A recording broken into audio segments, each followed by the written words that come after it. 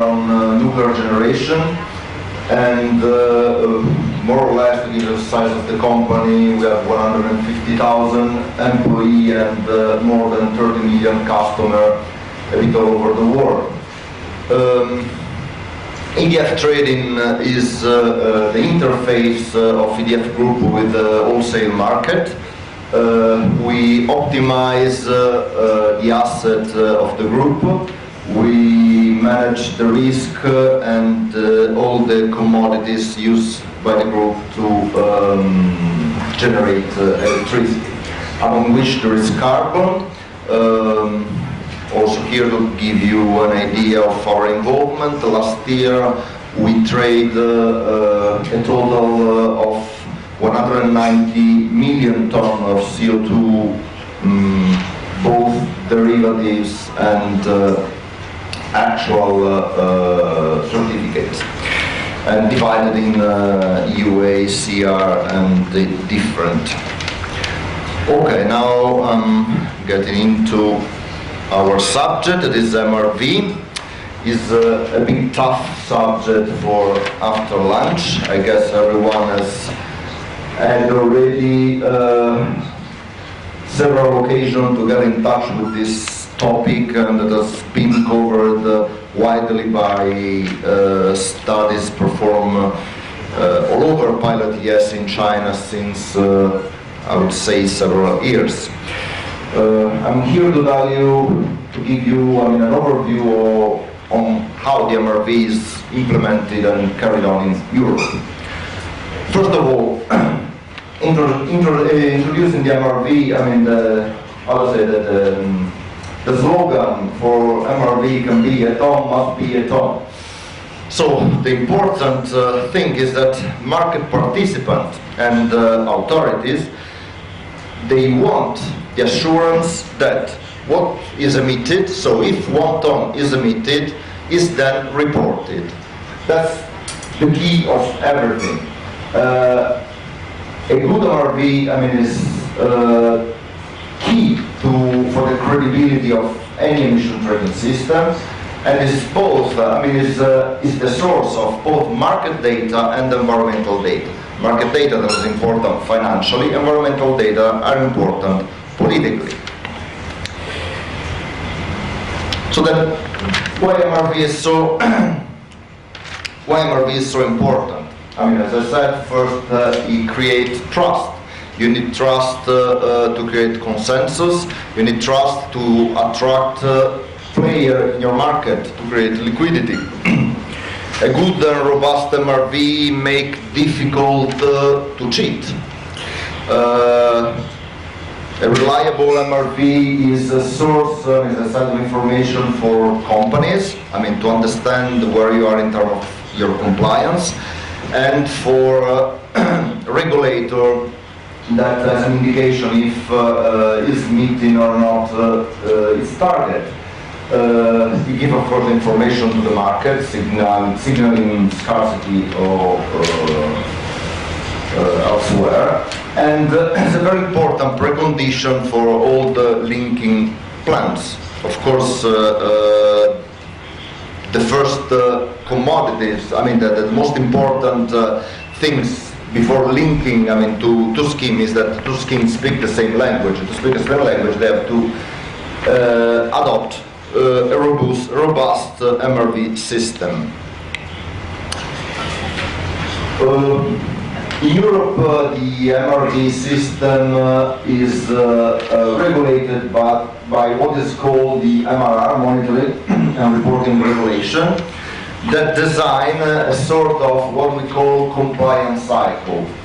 The compliance cycle is the annual process in which companies monitor their data. The data are verified and checked by authorities, and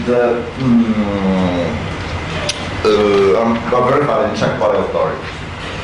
In this graph, we meet for the first time the monitoring plan. The monitoring plan is by far the most important, I'd say that the most important part in the compliance cycle.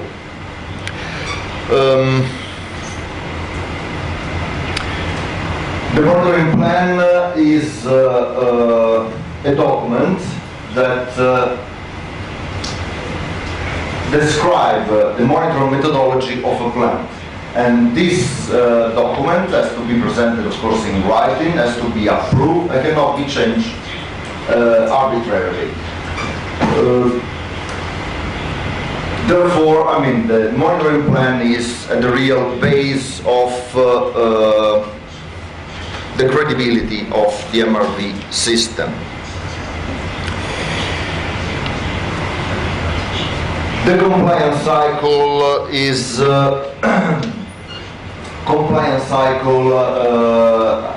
has certain deadlines and milestones that goes through the year. I mean, from the beginning of the monitoring period, all over the year. And this, I mean, you will have, how to say, chance to look, but doesn't add a lot. Monitoring and report regulation state also which are roles and responsibilities inside the system. Of course, a system like the system to work well needs a certain control and feedback that are guaranteed by the participation of different players. There are the operators that, of course, are responsible to prepare the monitoring plan. The monitoring plan is then checked and approved by the competent authority. The operator at that point carrying on the monitoring. During the monitoring phase, the competent authority can carry on inspection. Then the operator prepares the annual emission report that is verified by the verifier. The emission report is submitted. The competent authority accepts or not, the emission report, and at the end the allowances are surrendered. Of course, the verifier needs an accreditation body that is that has to accredit the various entities that then serve as verifier and has to monitor their performances. So, monitoring plan. We said is at the very base of the credibility of the whole MRV system. What is in there? In there is described first of all the installation. The monitoring plan has to describe the complexity, the activity, the emission sources, and so on. It has to describe very clearly sources, stream, and their location. And here we've got sources, of course, also of emission. It has to describe all the process. So, which are the responsibility inside every installation? Who has the responsibility for carry on, in practice, the monitoring and the reporting? It has to contain a control and feedback system that allows the operator to self-evaluate the monitoring plan and to spot possibilities for improvement. And then all the control system in place inside a plant in order to prevent and correct possible mistakes.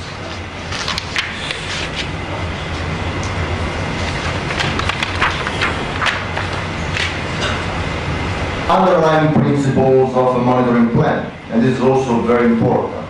completeness. I mean, we want that every source of emission is included inside the monitoring plan. Consistency and comparability.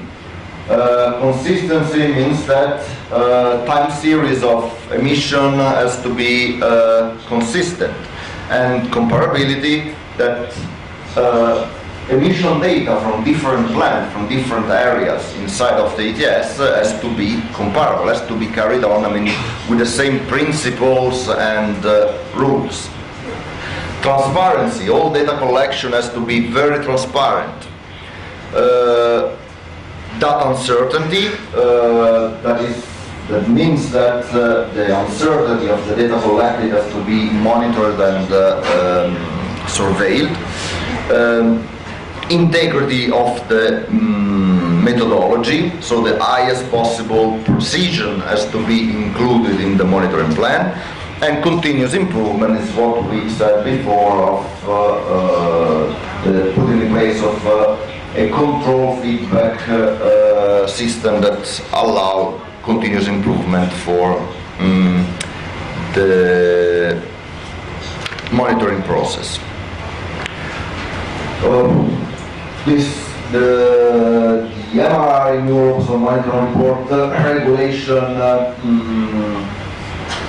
include a choice of monitoring approaches that operator can choose based on some criteria. In any case, the basic approach are calculation-based approach. This divided in standard methodology or mass balance. Measurement-based approach, methodology not based on tiers, and this we will talk about this later, so it's fallback approach, or any combination of the above.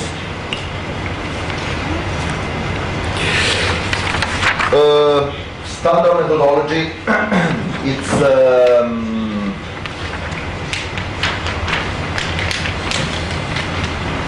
a calculation method to estimate emission, and you use your activity data to calculate your emission. Basically, you use either fuel or other processing input. To calculate your emission, you multiply your input by the emission factor. I mean, to make a very simple example, for a coal power station, you multiply the quantity of coal you use times the oxidation factor times the emission factor. And then you take in account if any kind of product and waste accounted for other factors. But this is a more complex plant than power station. Then for more complex plant, like for chemical industry, integrated steel work, and so on, the calculation method used is the mass balance approach, in which the emission is a function of all the carbon input minus all the carbon output. And so every stream, every process stream inside the plant is evaluated. The measurement-based approach, this is an approach that use the continuous emission measurement system. What is probably worth to be said in this case is that two elements are required. A measurement of greenhouse gas concentration and a flow meter. And with these two elements, you can measure correctly your emission. We mentioned before the tier system. This is also a very important part in the MRV system in ETS.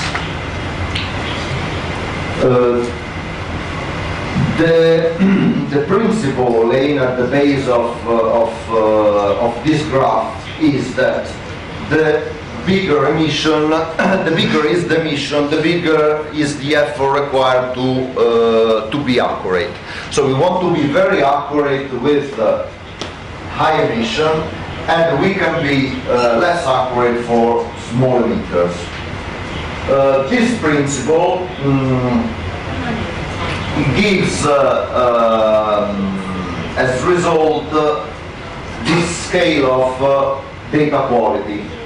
This data quality is measured in what we call tiers, so there are data quality levels, and goes from an uncertainty of plus or minus 7.5% for small emitters till an allowed uncertainty of plus or minus 1.5% for large emitters. This is important because it states also the principle of cost effectiveness. So no unreasonable financial and administrative effort are required if the benefit we obtain is not, it doesn't justify it. Okay, this is an example of the tier system for the combustion emission, So it's like fuel quantity that can be measured with different precision, net calorific value, emission factor, biomass fraction in case of co-firing, and oxidation factor.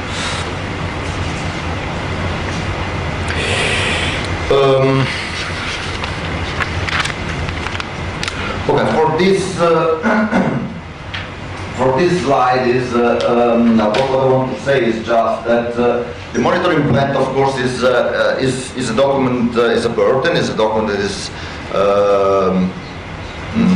that costs time to be developed, need processes to be put in place.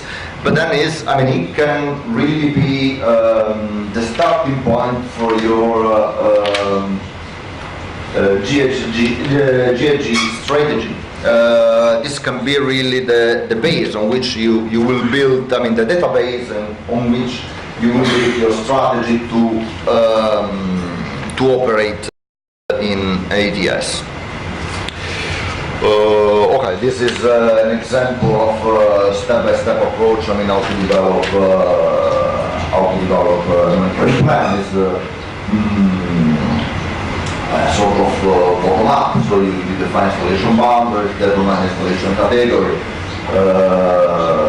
list all the emission, identify the required uncertainty, list and assess potential source of data, check if the required uncertainty can be met, and so on and so forth. This will use. I'll leave you this as as reference.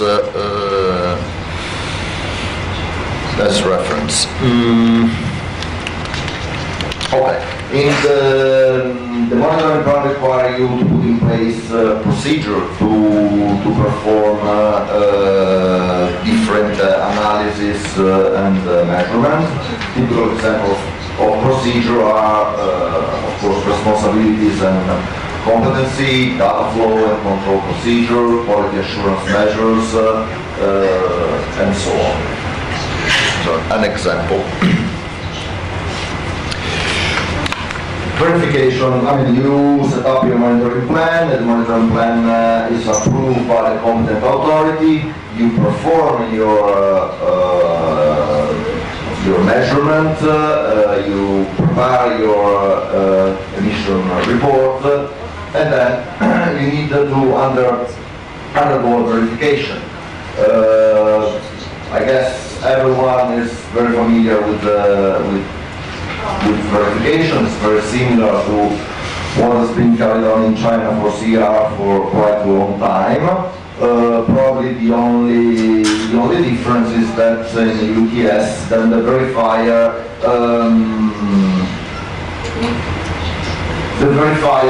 can propose and recommend improvement if based on the finding of the verification. The monitoring plan, to be very practical, at the end of the day, is an Excel spreadsheet. And of course this, the fact that it's an IT tool, an electronic tool, it makes them easy to manage all the data, compare the data, collect, and of course reduce administration burden, not having paper going around. Just to give you an example, for the cost of these administrative activities for bigger meters, it go more or less on 10,000, so it's 100,000 RMB per installation for bigger meters. And the big part, so it's like 70% is emission reporting and MRV activities. So a big part of the administrative cost of NETS participation. As a conclusion, what are the main challenges for an effective and efficient MRV? First of all, to find the right balance between quality, cost, and time required to perform this activity. And as we have seen, EDF give an answer to this trade-off using the tier system. In Europe, probably in China would be less so, but in Europe, of course, we had to cope with very different regulatory culture. There are 30 different member states, countries, and with different regulatory culture. And for give an example, is definition of installation,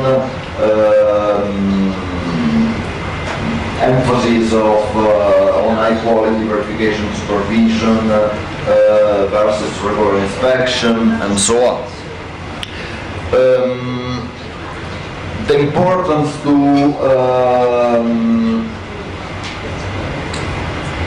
set up common elements, standard procedure to build up trust. So to build inside the MRV, the rules needed to be transparent, and a control system that would be able to monitor the application of the rule and to provide an effective feedback for their improvement. For me, that's more or less all. And I put some slide on backup for your reference that you will be able to find on the AITA website. Thank you.